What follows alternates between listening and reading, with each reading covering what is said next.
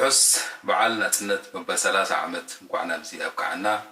ለህዝብን መንግስትን ሰራዊትን ዮሐና ክብል ደሊ ብሽም ኤርትራን አርቲስት ብምሉኡ ኤርትራዊ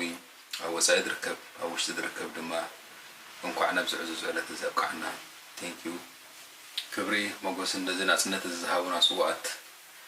ነመስግን ዮሐና ደቀረ ንፋቀር ንተሓላለ ዕድመን ጥዕና ንሃበና አሜን